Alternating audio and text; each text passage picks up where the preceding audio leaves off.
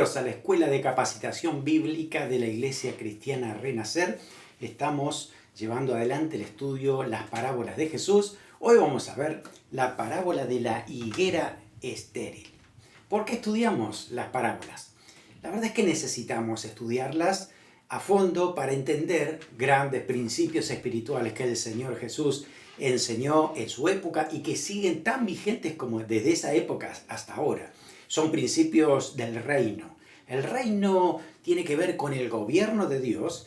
Es un gobierno que es eterno, desde la eternidad hacia la eternidad, pero en Jesús ha comenzado a desarrollarse de manera personal.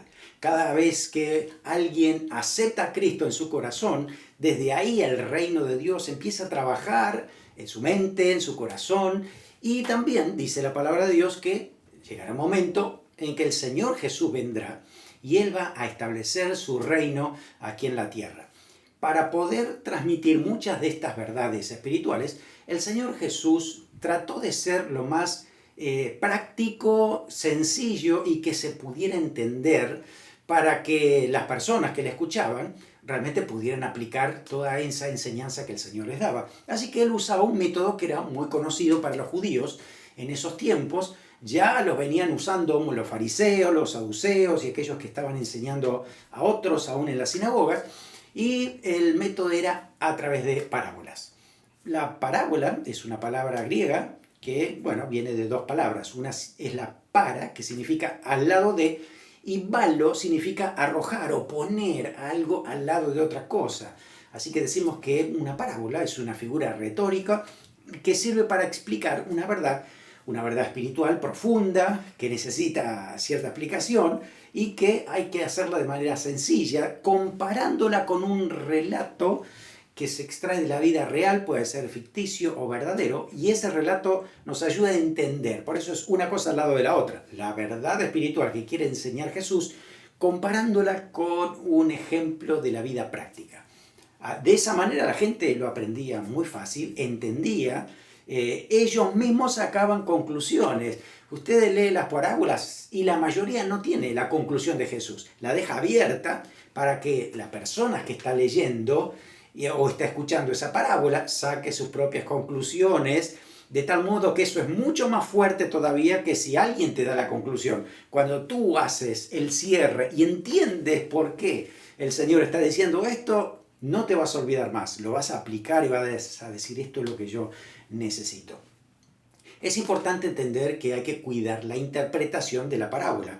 No podemos darle una interpretación que a nosotros nos parece o que alguien nos dijo alguna vez. Debemos analizar correctamente el propósito de la parábola, por qué Jesús la enseñó. Y toda parábola tiene un contexto. Hay que leer los versículos anteriores, los siguientes, entender que los evangelistas colocaron con una intención esas parábolas dentro de su relato, de todo el evangelio, ¿no? Entonces hay que entender el propósito. Ellos lo supieron, captaron la idea, está allí inspirado por el Espíritu Santo y nosotros hoy debemos entonces interpretar de acuerdo a esos principios. Por eso era importante qué dijo Jesús en ese tiempo, cómo se aplicó correctamente en el contexto que estaban diciéndolos allí, y ahora cómo esa gran verdad que el Señor enseñó se aplica en nuestro contexto. Así que es muy necesario poder hacer una interpretación correcta en este caso, ¿no? Hoy vamos a ver la parábola de la higuera estéril que se encuentra en Lucas capítulo 13, versículos 6 al 9. Ojalá que tengas una Biblia de papel y puedas compartir conmigo este pasaje. Puedes anotarlo, hacer tus propias líneas, anotaciones, subrayar. Fíjese lo que dice la parábola de la higuera estéril que se encuentra en Lucas capítulo 13, versículo 6. Dice así: dijo también Jesús esta parábola. Tenía un hombre una higuera plantada en su viña y vino a buscar fruto de ella y no lo halló. Y dijo al viñador: he aquí, hace 3 años que vengo a buscar fruto en esta higuera y no lo hallo. Córtala, ¿para qué inutiliza también la tierra? Él entonces respondiendo le dijo: Señor, déjala todavía este año, hasta que yo cabe alrededor de ella, y la abone. Si diere fruto, bien, y si no, la cortarás después. La verdad es que no tiene conclusión. Uno mismo tiene que sacar esa conclusión. No es que Jesús te dice el propósito de esta parábola, es que tú aprendas esta verdad. Es que uno la lee y empieza a entender que esto tiene un propósito, ¿no?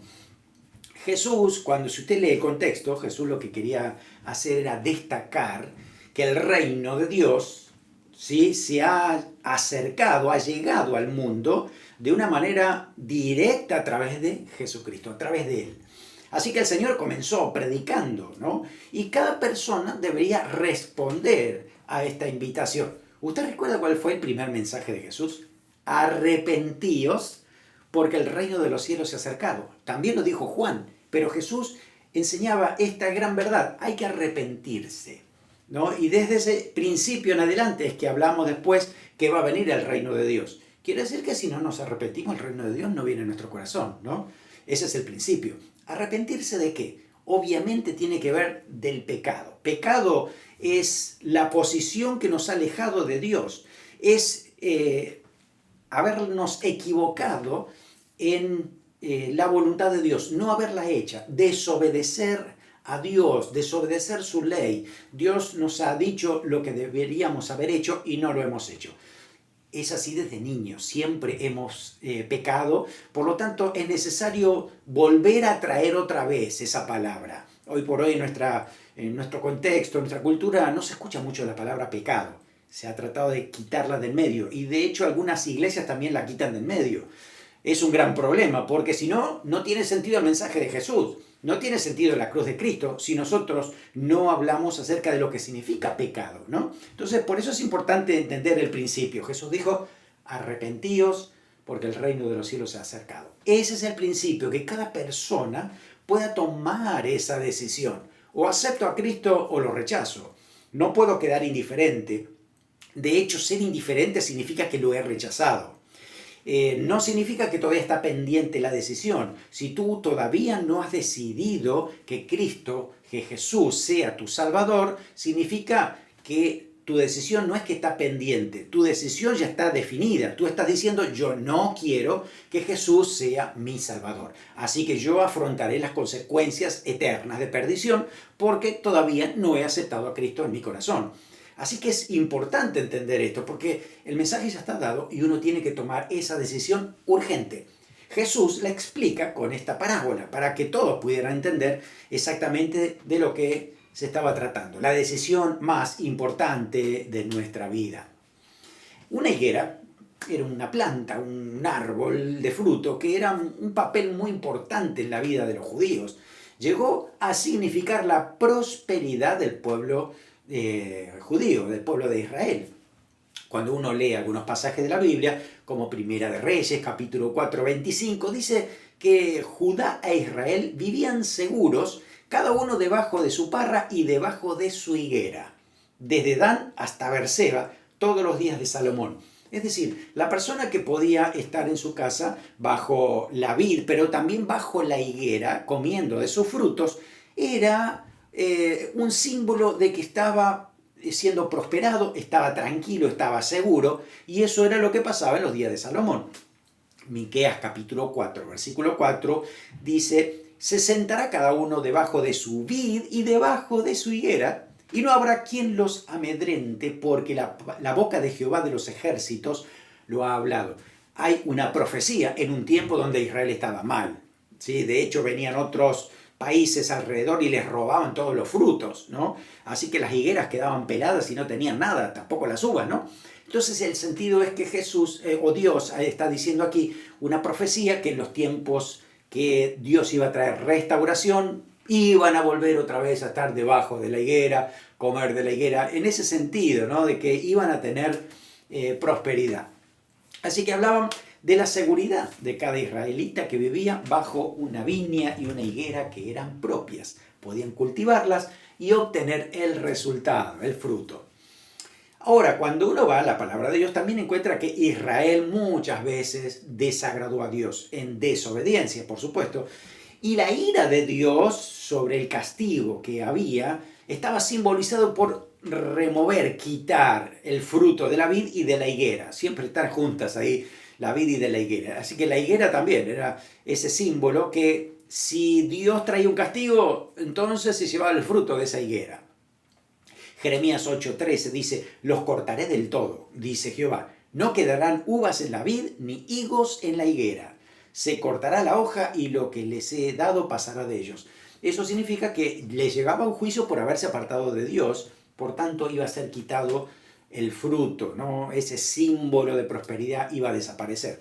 Oseas 9:10 dice, como uvas en el desierto halla Israel, como la fruta temprana de la higuera, en su principio vi a sus padres. También hablando en ese sentido de juicio, Habacuc 3:17, el mismo profeta dice, aunque la higuera no florezca, dando a entender de que iba a venir un juicio de Dios y que no iban a tener que comer, que alimentarse. Y él dice, con todo yo me gozaré en Jehová porque sé que Él tiene todo en su plan, Él sabe hacer las cosas y si trae disciplina también va a traer sanidad y restauración.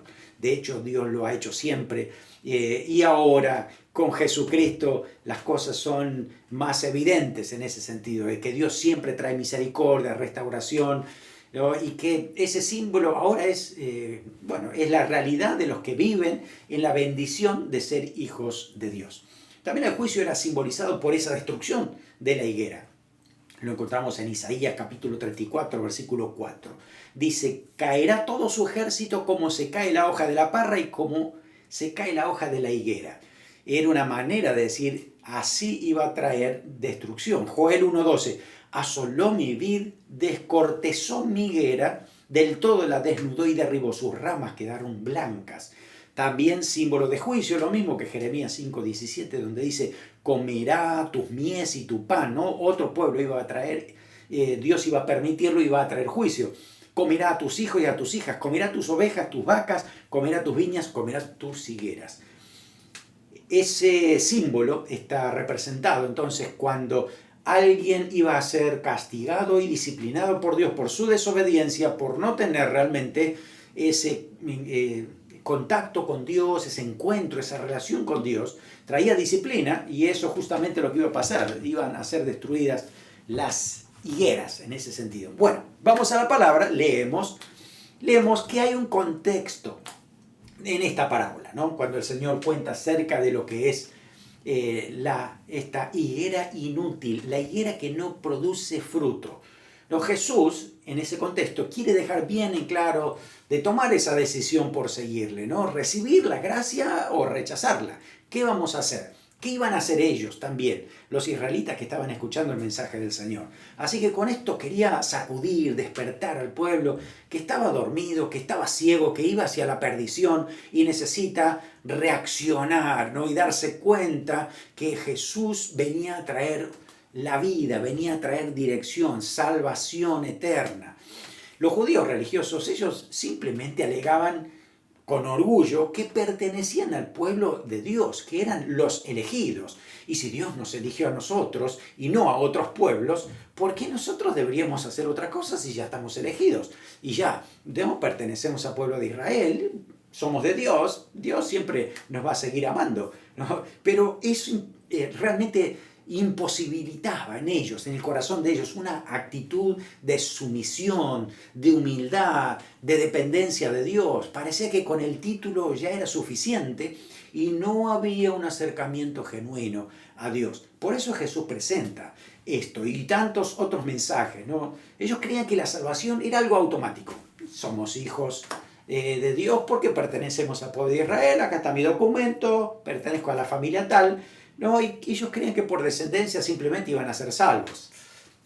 Usted tiene que leer el libro de Romanos. El libro de Romanos es muy evidente cómo el apóstol Pablo, inspirado por el Espíritu Santo, les dice a los judíos que están equivocados en este concepto, porque hay otros pueblos, como los gentiles, que nunca habían conocido a Dios, pero de pronto ahora tienen mejor testimonio que ellos. Tienen más amor y pasión que ellos. Están haciendo las cosas de acuerdo a la voluntad de Dios cuando ellos no, están haciendo todo lo contrario. Aquellos, el pueblo gentil, resulta que ahora están más cerca de Dios que ustedes. Entonces es un llamado también para que los judíos reaccionen.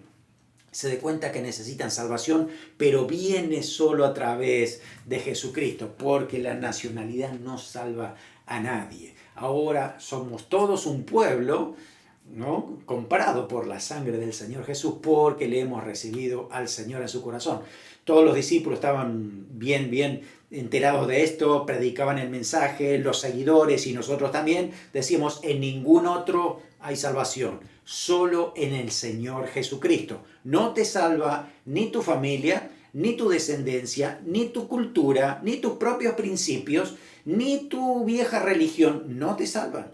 El único que salva es Jesucristo. Ese es el camino de salvación. Bueno, vemos entonces aquí que en el contexto de este pasaje, Jesús está diciendo algo muy importante que debemos tener en cuenta para interpretar esta parábola. Los versículos anteriores a la parábola es Lucas capítulo 13, versículos 1 al 5, y como título ahí dice: arrepentíos o pereceréis. Conecte eso con la parábola que sigue, ¿no? Dice: en ese mismo tiempo estaban allí algunos que le contaban acerca de los galileos, cuya sangre Pilato había mezclado con los sacrificios de ellos. Respondiendo Jesús les dijo: ¿pensáis que estos galileos, porque padecieron tales cosas, eran más pecadores que todos los galileos? Os digo, no. Antes, si no os arrepentís, todos pereceréis igualmente. O aquellos 18 sobre los cuales cayó la torre de Siloé y los mató, ¿pensáis que eran más culpables que todos los hombres que habitan en Jerusalén? Os digo, no. Antes, si no os arrepentís, todos pereceréis igualmente. Es importante ese concepto, este contexto, porque nos está hablando de la intención de Jesús con la parábola. Está diciendo que todos debían arrepentirse. El contexto inclusive de lo que está contando aquí, bíblicamente no lo tenemos. No sabemos qué significaba esto de los galileos y de la torre de Siloé. Si uno investiga un poco en la historia, en esa época sí se sabía que Pilato quería hacer un acueducto y traer agua a Israel, a Jerusalén, pero usando el dinero del templo de Jerusalén. ¿Y para qué? Para los judíos eso era bastante fuerte, era como robarle a Dios para hacer un acueducto, ¿no? Y de veras que lo necesitaban y no había dinero, era la manera de poder hacerlo en ese momento. No estoy justificando, estoy diciendo lo que se estaba haciendo en ese momento, ¿no? Y la realidad es que muchos galileos se levantaron contra Pilato y empezaron a pelear, ¿no? Así que los soldados enviados por Pilato los mataron, y parece que lo mataron allí cercano al templo, cercano allí donde hacían los sacrificios. Entonces ahí estaba la situación de que esa sangre se había mezclado con los sacrificios. Y la torre posiblemente pudiera ser una de esas torres que se estaba construyendo para este acueducto.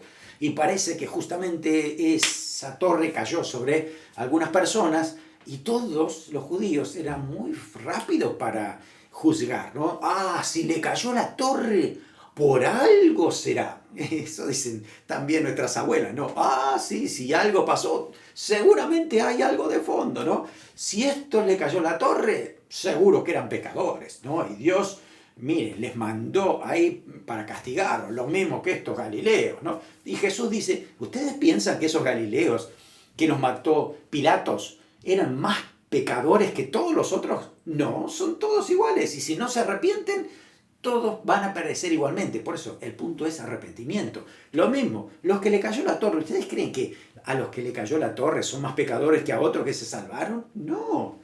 Y hoy podemos hacer muchas comparaciones.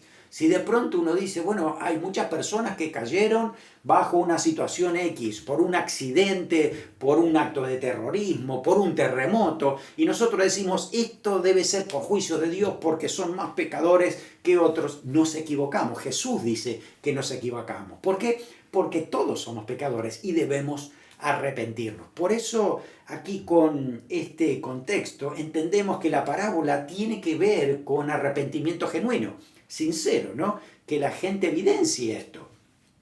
Así que esto, lo que Jesús está diciendo aquí, es que realmente había que considerar muy bien. No crean que algunos son más pecadores que otros. Todos somos pecadores y necesitamos la gracia de Dios. ¿Por qué Israel no había sido desechado? ¿Por qué fue todavía Dios dándoles tantas oportunidades, porque Dios es paciente, porque Dios tiene amor, porque Dios tiene misericordia. Si no lo hubiera destruido a Israel, a nosotros, a todo el mundo, de hecho tendría toda la justificación para hacerlo porque todos nos habíamos apartado de Dios. Su gran amor, su misericordia ha hecho que hoy todavía estemos vivos, por su gracia. Y eso es lo que tenemos que entender. Su gracia abundante todavía sigue dando oportunidades para arrepentimiento. Si Dios no castiga todavía, es que Él está esperando arrepentimiento para no tener que castigar ni disciplinar a nadie. El gran problema es que muchos directamente van enfocados a seguir haciendo lo que a Dios le desagrada. Por eso esto de que Dios ha sido muy paciente con el pueblo de Israel y con nosotros también, pero en principio Jesús está hablando del pueblo de Israel, ¿no? En principio. Juan el Bautista comenzó predicando un mensaje que se parecía un poquito a esta parábola. Decía esto, Mateo 3:10. Y ya también el hacha está puesta a raíz de los árboles. Por tanto, todo árbol que no da buen fruto es cortado y echado en el fuego. Es un ejemplo muy práctico para la gente. Todo el mundo entendía que, a ver, si no hay resultado, porque fruto es eso, ¿no? Así que en esta parábola encontramos lo siguiente. Tenemos a un dueño que tiene una higuera y la había puesto justamente en un lugar muy apropiado, un lugar donde había muy buena tierra, era el lugar donde estaban las viñas. Así que dentro de ese viñedo, que era muy lindo, muy bien cultivado, había buena tierra, ahí fue donde puso la higuera. Así que tenía toda la evidencia para decir, la base está, ¿no? Esta higuera debe producir fruto. Cuando se suponía que ya era tiempo, ¿no? Había crecido, se había desarrollado y ya debía producir fruto, va una vez a buscar fruto y no encuentra. Esta es la línea de tiempo de la higuera, ¿no? Hay una primera oportunidad. Dice que va otra vez y hasta un tercer año buscando fruto y no hubo fruto en esa higuera, ¿no? Entonces habla con el vendimiador. El vendimiador dice, ok, déjame un año más para que yo la cultive, le abone, le remueve la tierra y vea a ver si puede, última oportunidad, si va a producir fruto. Entonces, si produce fruto, pues qué bueno, la cultivamos y seguirá produciendo fruto. Pero si no, la cortarás, la desarraigarás. Entonces, estamos hablando de que Dios da diferentes oportunidades, pero siempre hay una última, ¿no? Cuando decimos oportunidades para dar fruto, ¿no? Cuando decimos fruto, ¿a qué se refiere con fruto? Bueno, no es ni más ni menos que resultado. Resultado, cuando decimos algo que se está trabajando, algo que, bueno, o el corazón, he puesto el corazón en manos de Dios, tiene que evidenciar, ¿no? Resultado o evidencia de que esto es diferente, que hay cambio, que algo es diferente desde que se comenzó el trabajo hasta ahora, ¿no? Entonces ese resultado tiene que manifestarse y en sentido espiritual Dios está esperando algo muy importante, que es arrepentimiento. Arrepentimiento en primer lugar. Una persona debe estar arrepentida de sus pecados, diciendo, reconozco que soy pecador, yo así no puedo agradar a Dios, por lo tanto me arrepiento de eso y pido perdón. Le pido perdón a Dios porque la sangre de Jesucristo me limpia de todo pecado. Así que el arrepentimiento es primero. Segundo es la fe. Es fe, es creer que el sacrificio de Cristo ha sido mi sustituto. Que yo tenía que haber muerto por causa de mi pecado, pero el Señor ahora me da gracia, me da vida. Y por último también es obediencia. Obediencia es la parte que también le continúa en el sentido de vida cristiana, ¿no? Arrepentimiento, fe, obediencia. Es evidencia de que esta persona ahora sí pertenece al reino de Dios. Algo ha producido, ha tomado una muy buena decisión. Pero si uno dice, ok, no, yo soy cristiano, pero no hay fruto de evidencia, no hay ni arrepentimiento, ni fe en Cristo, ni obediencia, entonces decimos, no, creo que tú no has tomado la decisión, porque esto es lo que Jesús está diciendo, tiene que haber fruto, tiene que haber resultado, ¿no? Así que es esto, Una higuera si no produce fruto no sirve ni para adorno, la verdad. Por eso dice, vamos a desarraigarla, cortarla, porque inclusive está desaprovechando el suelo, donde puede haber otras higueras aquí, ¿no es cierto? Si usted recuerda, en algún momento al Señor Jesús le sucedió algo muy particular. Tenía hambre, va caminando con sus discípulos y hay una higuera. Pero esa higuera no producía fruto. Vamos a leerlo. Mateo 21, del 18 al 22. Dice, por la mañana, volviendo a la ciudad, tuvo hambre y viendo una higuera cerca del camino, vino a ella y no halló nada en ella, sino hojas solamente. Y le dijo, nunca jamás nazca de ti fruto. Y luego se secó la higuera. Viendo esto, los discípulos decían maravillados, ¿cómo es que se secó enseguida la higuera? Respondiendo Jesús les dijo, de cierto os digo que si tuviera fe y no dudaréis, no solo haréis esto de la higuera, sino que si a este monte dijereis, quítate y échate en el mar, será hecho. Y todo lo que pidiereis en oración creyendo lo recibiréis. Qué historia tremenda, ¿no? Qué milagro de Dios. Había una higuera allí, pero no había fruto, no tenía fruto. Y el Señor la maldijo y se secó. El Señor Jesús tiene todo el derecho porque Él es dueño de todas las cosas. Nosotros no andamos maldiciendo las higueras porque realmente nosotros lo que tenemos que hacer es cultivarla y no somos los dueños. Jesús es dueño, es el único que a esta higuera no le encontró fruto y la maldijo. No fue por un simple capricho que hizo esto, sino para que los discípulos aprendieran una lección. En primer lugar es esto, hay una planta allí que está para que produzca fruto. Y de pronto no tiene fruto. ¿Para qué sirve esa higuera? Mejor que se seque, quitémosla de allí y pongamos otra cosa que sea productiva. Si no produce, si no hay evidencia de fruto, no sirve. Por eso ese es el ejemplo que el Señor da con esta higuera que no estaba dando fruto, ¿no? Por eso el Señor dice, sí, el que tiene fe, pues actúe, que se mueva, que la palabra de Dios lo va a respaldar. Ahora, volviendo a la parábola, la higuera estaba en una situación de privilegio, dice que estaba en buena tierra, pero no estaba aprovechando la tierra, no estaba aprovechando todo ese alimento, ¿no? Porque no daba fruto, no pasaba nada en ese sentido. Así que Jesús nos recuerda en sentido espiritual, aplicando esto a nuestras vidas, que también nosotros vamos a ser juzgados por todas las oportunidades que hemos tenido. ¿Cuántas veces nos han predicado el mensaje de Cristo? ¿Cuántas veces hemos escuchado que Dios nos está hablando? 1, 2, 3, 4, hay algunos que dicen 33 veces, les llega el mensaje para que después se arrepientan, ¿no? Ok, hay muchas oportunidades para que esto se haga evidente en nuestras vidas, ¿no? Y la verdad es esto, es que nos hace pensar mucho, porque un día vamos a comparecer delante de Dios y Él nos va a juzgar a ver si realmente nosotros hemos producido el fruto de acuerdo a esa raíz que teníamos, ¿no? De habernos conectado con Dios, con su iglesia, haber sido alimentados, haber tomado la decisión correcta, ¿no? Así que siempre la pregunta es, ¿nos damos cuenta para qué estamos en esta tierra todavía?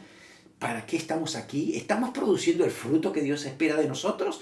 ¿O simplemente vivimos porque el aire es gratis, como a veces lo decimos, ¿no? Entonces, bueno, miren, todo aquello que no hace nada más que recibir, no va a sobrevivir, porque también es dar, es recibir para dar, es producir, de acuerdo a esa perspectiva de Dios, ¿no? Así que en esta tierra estamos de paso y nosotros debemos hacer nuestra parte en cuanto al propósito de Dios, al plan de Dios, entender la misión que el Señor nos ha dado para que justamente podamos compartir con otros, que el Señor cumpla su plan, su propósito en nuestras vidas en esta tierra. Bueno, en el Evangelio siempre hay oportunidades, siempre el Señor nos va a dar oportunidades.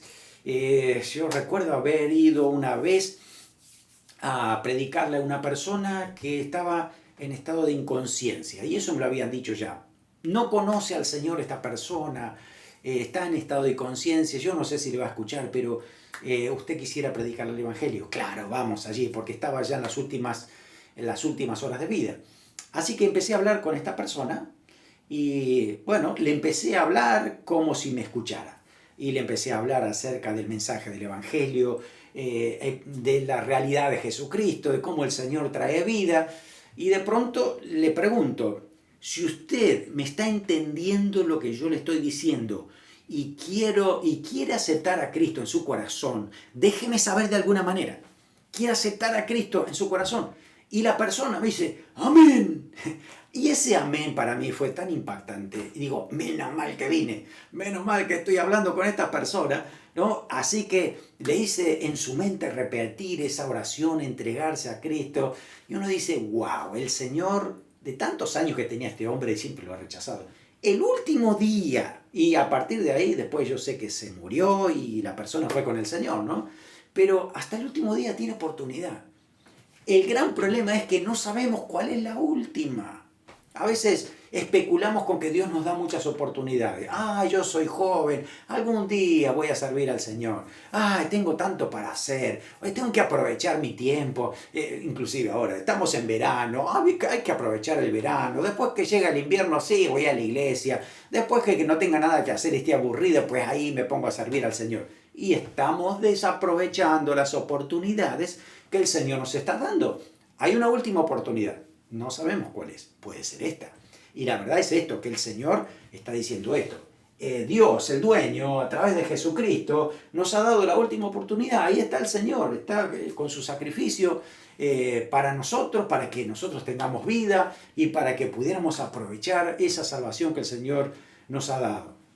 Así que debemos saber eso. Hay una última oportunidad. Por eso, en la parábola, el fruto no es solamente presente, también va a ser escatológico. Por eso se está refiriendo a los últimos tiempos, donde Dios, ¿no?, enviará a Jesucristo, Jesús viene a buscar a su iglesia, empieza el reinado milenial, y ahí entonces justamente se va a dar evidencia de lo que nosotros hayamos hecho aquí en la tierra. Así que Dios espera que nosotros produzcamos fruto para su gloria. Recuerden la parábola de la vid verdadera, Jesús decía eso, ¿no? El Padre es el labrador y Él espera fruto. Y la única manera que nosotros podemos producirlo es que estemos conectados al Señor. En esa conexión real, verdadera, a través del Espíritu Santo, es que nosotros podemos producir el resultado que Dios está buscando en nosotros. El fruto, entonces, es el resultado. Según la palabra, vamos a cosechar lo que hemos sembrado. El resultado, pues, será la evidencia, es el fruto, ¿no? Jesús dijo, Mateo 7:20, por sus frutos los conoceréis. ¿Cómo sabemos que una persona realmente es buena? No por algunas cosas que diga, sino porque su vida la va a reflejar en cuanto a lo que Dios está haciendo en él, ¿no? ¿Cómo sabemos que alguien es un buen trabajador? Porque en el trabajo lo manifiesta. ¿Cómo sabemos que alguien es un buen padre? Porque los hijos lo manifiestan. ¿Cómo sabemos que alguien es buen esposo? Porque su esposo también lo manifiesta. Es algo que tiene que evidenciarse. ¿Sí? La realidad es esa, el resultado tiene que verse siempre acerca de lo que producimos. Pero todo esto comienza de manera interna, en nuestra manera de pensar, en nuestro carácter. Por eso, allí donde el Espíritu Santo trabaja en nuestro espíritu, produce cambios dentro de nosotros. ¿Cómo nos damos cuenta? Porque nuestro carácter es diferente. Gálatas capítulo 5, 22 y 23 dice que ese fruto del Espíritu es amor, gozo, paz, paciencia, benignidad, bondad, fe, mansedumbre, templanza. Son evidencias de que nuestro carácter es diferente.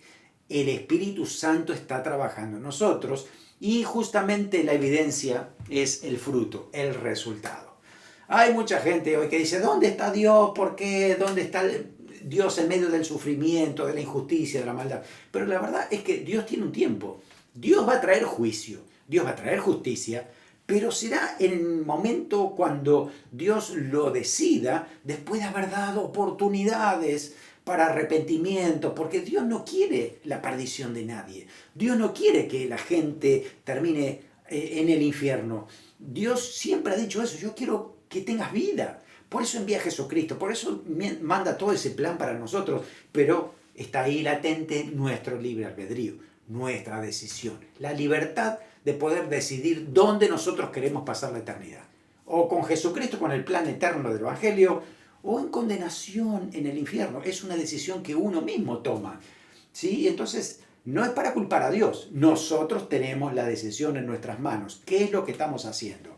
Debemos recordar que Dios es soberano. Él tiene control de todas las cosas.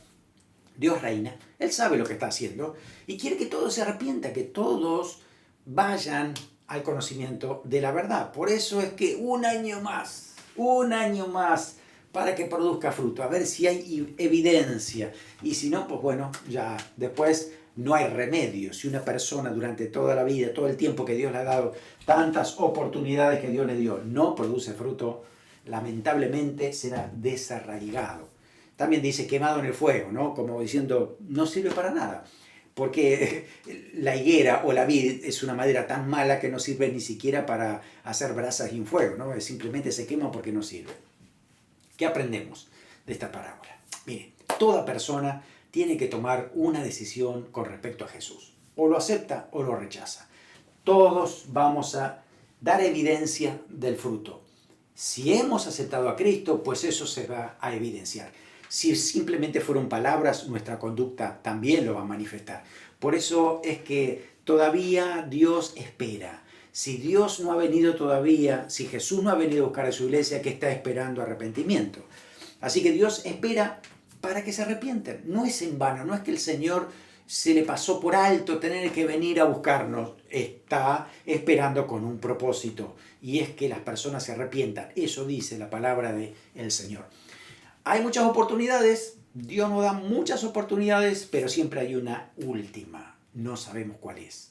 Y la verdad es que tenemos que estar preparados, dispuestos y haberlo aceptado a Cristo y obedecerlo al Señor en todo, pues hace rato ya. La verdad es que debemos manifestar siempre arrepentimiento, fe y obediencia. Esto tiene que estar permanentemente en respuesta, ¿no? Continuamente nuestro carácter, pensamiento, palabra, conducta, influencia, debemos transmitirlo. Eso tiene que verse en nuestra vida. Esos son resultados de la obra del Espíritu Santo en nuestra vida. Él produce el fruto. Lo mismo en todos los ámbitos. También eso será nuestra casa. Nosotros si decimos, oh, ya estoy cambiando, soy mejor esposo. Pues a ver, ¿qué dice tu esposa? ¿No?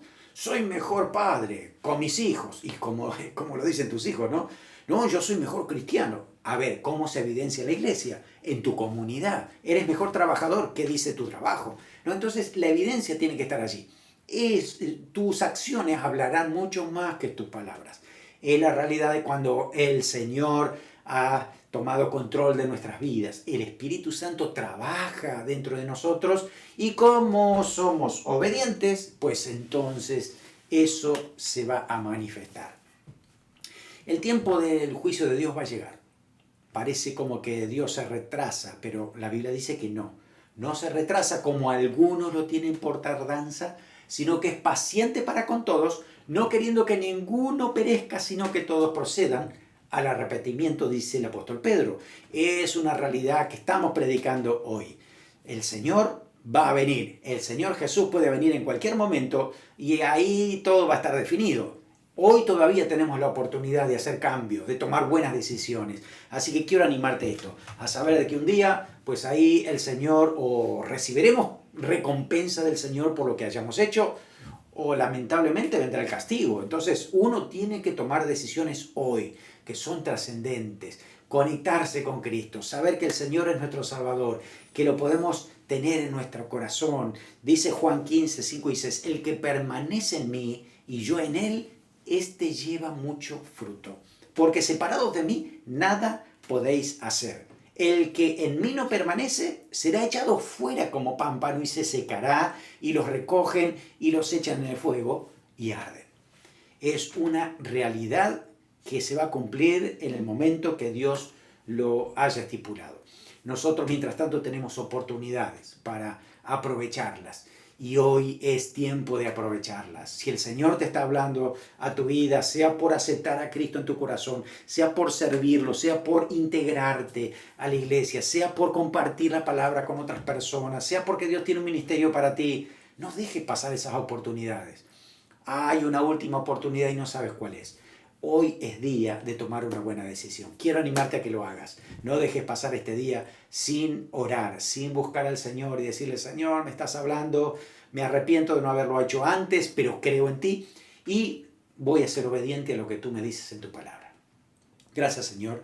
Gracias por tu palabra, gracias por esta parábola que nos muestra la realidad de tomar una decisión por ti, que nos estás dando tantas oportunidades y debemos aprovecharlas. Señor, que tú seas el centro de nuestra vida, que estemos conectados contigo. Sin ti nada podemos hacer. Es una realidad, pero vamos a manifestar arrepentimiento de las cosas que no hicimos o hicimos mal. Pero te vamos a creer a ti para ese nuevo plan que tiene para nuestras vidas y lo vamos a hacer en obediencia a ti, siempre obedeciendo lo que tú nos has dicho en tu palabra. De esa manera, Señor, el resultado será visible. Oramos creyendo en ti en el nombre de Jesús. Amén. Que el Señor te bendiga abundantemente.